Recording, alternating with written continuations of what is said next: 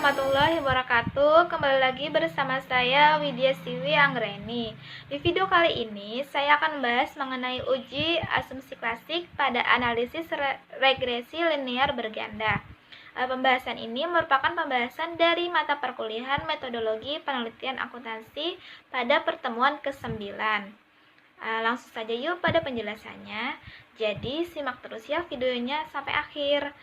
Sebelum saya membahas lebih dalam mengenai uji asumsi klasik pada analisis regresi linear berganda, kita harus ketahui terlebih dulu apa sih itu analisis regresi. Analisis regresi merupakan analisis yang dilakukan untuk mengetahui ada tidaknya suatu pengaruh antara variabel yang satu dengan variabel yang lainnya. Nah, analisis regresi ini untuk menentukan hubungan sebab akibat antar variabel, di mana hubungan ini dinyatakan dalam bentuk numerik atau persamaan matematik. Analisis regresi linear ini dibagi menjadi dua jenis. Yang pertama ada analisis regresi linear sederhana, dan yang kedua ada analisis regresi linear berganda. Untuk analisis regresi linear sederhana ini merupakan analisis yang digunakan dengan menggunakan satu variabel independen untuk menjelaskan atau memprediksi variabel dependen, di mana variabel independen ini merupakan variabel X atau variabel bebas yang mempengaruhi variabel lain. Sementara untuk variabel dependen atau variabel Y yaitu variabel yang terikat, yaitu variabel yang dipengaruhi oleh variabel yang lain. Yang kedua ada analisis regresi linear berganda. Untuk analisis regresi linear berganda ini digunakan dua atau lebih variabel independen terhadap variabel dependen. Nah, sementara uji asumsi klasik itu sendiri merupakan analisis yang dilakukan untuk menilai apakah suatu model regresi linear OLS atau ordinary least squared ini memiliki masalah-masalah asumsi klasik. Nah, regresi linear OLS ini adalah sebuah model regresi linear ya dengan perhitungan kode terkecil. Nah, uji asumsi klasik ini adalah persyaratan yang harus dipenuhi dalam regresi linear OLS agar model peramalan yang dibuat menjadi valid.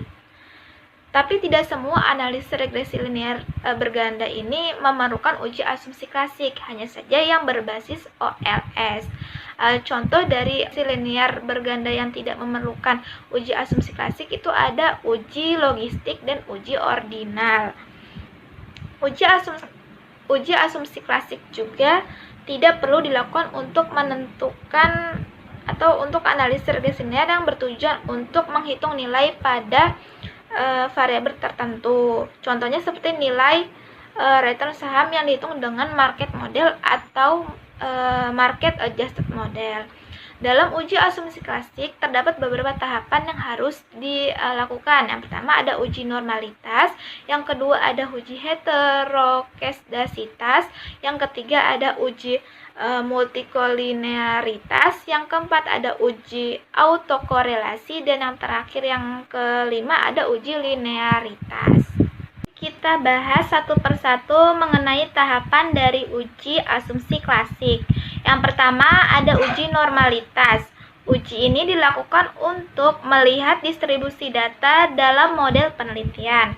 Uji ini dapat dilakukan dengan beberapa cara. Yang pertama ada uji grafik dan ada uji Kolmogorov-Smirnov. Yang kedua ada uji heteroskedastisitas.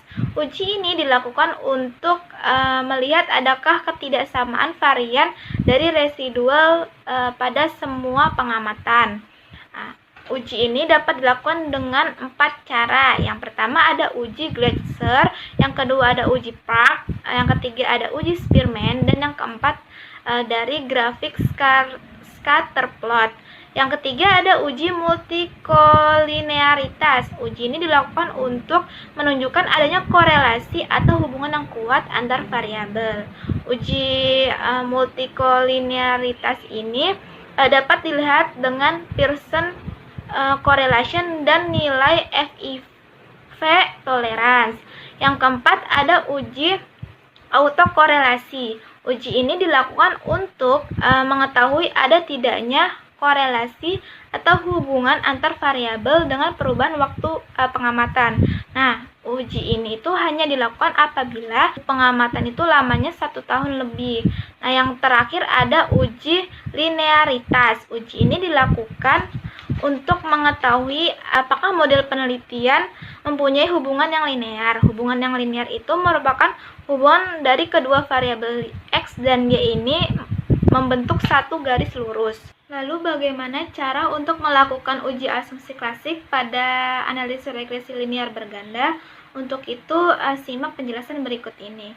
Kita langsung ke program SPSS. Di bagian data variable view kita lakukan input terhadap butir pernyataan di kolom name ini. Di sini saya ada Y, ada X1, X2, X3, dan X4. Nah, kemudian di bagian desimal kita pastikan dalam posisi 0 semuanya. Kemudian di bagian measure ini kita pilih data scale karena datanya itu berupa data angka. Setelah itu kita langsung ke data view. Di sini kita tinggal copy paste saja dari data yang telah kita siapkan di Excel. Di sini merupakan jumlah dari butir pernyataan yang telah kita siapkan. Lalu kita copy dan kita ke program SPS dan kita paste di bagian data view ini. Seperti ini.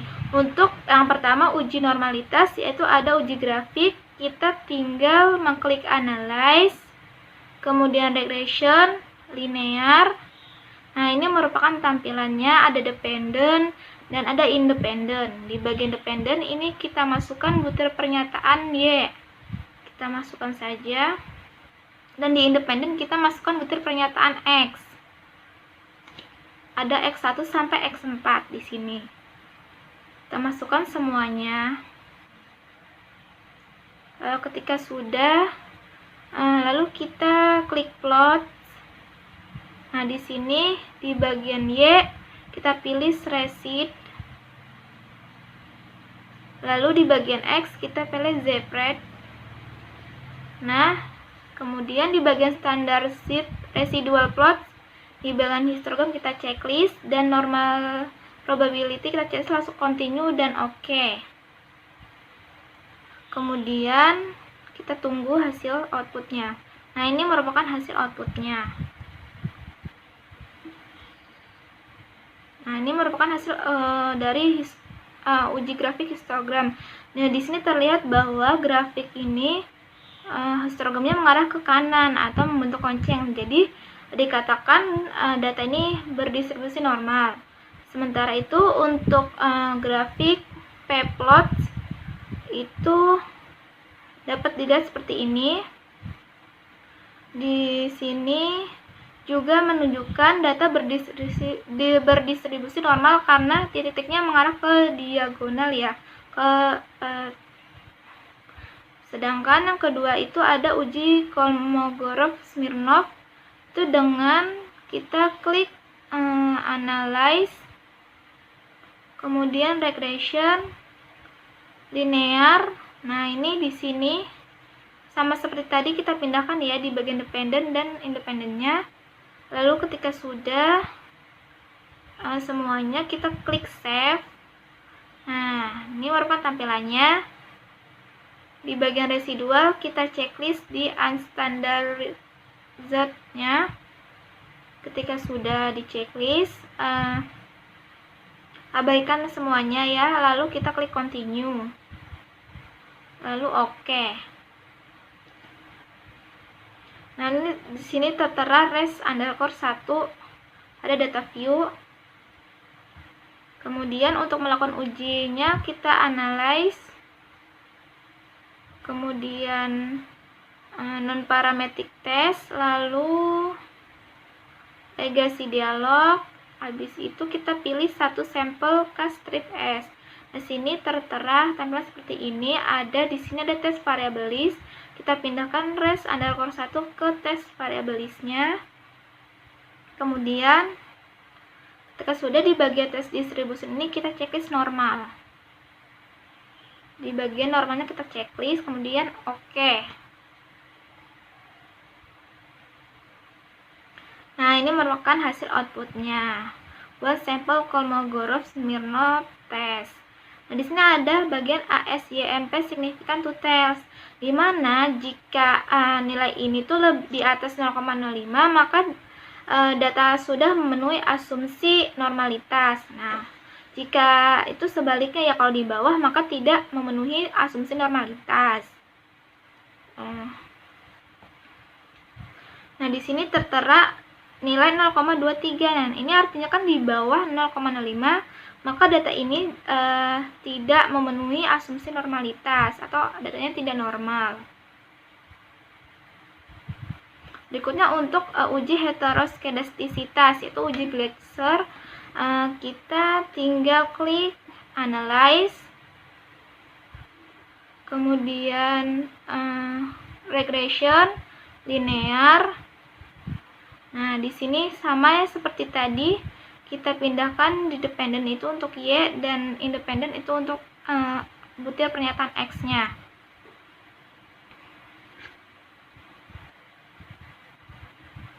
Kita pindahkan semuanya. Setelah sudah, kita klik save. Lalu sini akan tampil seperti ini. Kita checklist di residual sama seperti tadi, yaitu di unstandarized, lalu continue dan oke. Nah, sini juga sama seperti tadi ya, ada list underscore satunya. Kemudian kita transform. Di bagian transfer kita pilih compute variable.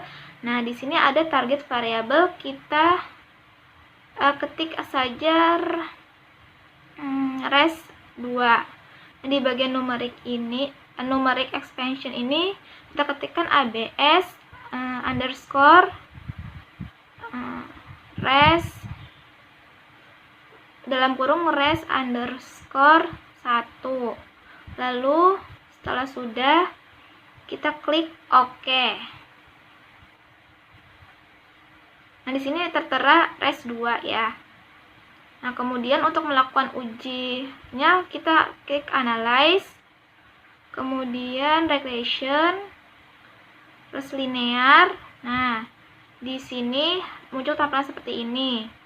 Di bagian dependent kita ganti nih dengan res 2. Ketika sudah, kita klik OK. Nah, ini tampilannya seperti ini. Di bagian coefficient ini terdapat nilai signifikan. Nah, untuk uji Gleiser ini, jika nilai signifikannya itu lebih besar dari 0,05 maka tidak terjadi heteroskedastisitas. Nah, di sini tertera nilai 0,113 ini merupakan lebih besar ya, jadi tidak terjadi heteroskedastisitas. Berikutnya untuk uji grafik scatter plot, kita tinggal analyze, regression, kemudian linear. Nah, di bagian independent kita ganti lagi dengan Y, butir pernyataan Y. Kemudian plot.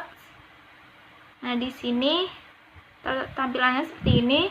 Kita pilih zresip untuk bagian Y dan zrepert untuk bagian X. Kemudian kita tidak checklist ini kan tadinya kita checklist, berikutnya kita nggak usah checklist aja untuk uji ini. Lalu kita langsung mengklik continue, lalu oke. Tunggu hasil outputnya. Nah, ini merupakan hasil outputnya di bagian scatter plot. Nah, ini terlihat bila titik-titik menyebar secara acak dan tidak membentuk pola tertentu, titik juga menyebar di bagian bawah angka 0, maka model atau data ini itu tidak mengalami heteroskedastisitas. Tapi kalau membentuk pola tertentu, maka akan dikatakan data mengalami heteroskedastisitas. Berikutnya yang ketiga untuk uji multikolinearitas ya. Setelah itu kita balik lagi, kita klik analyze untuk uji ini, lalu regression, linear. Nah, ini akan tampil seperti ini, linear regression. Di bagian dependent sama kita masukkan butir pernyataan Y, dan independen itu untuk butir pernyataan X-nya. Kita pokoknya masukkan semuanya. Ketika sudah semua, lalu kita klik statistik. Nah, di bagian ini kita checklist deskriptif dan collinearity, lalu continue dan oke. Nah, ini merupakan hasil outputnya.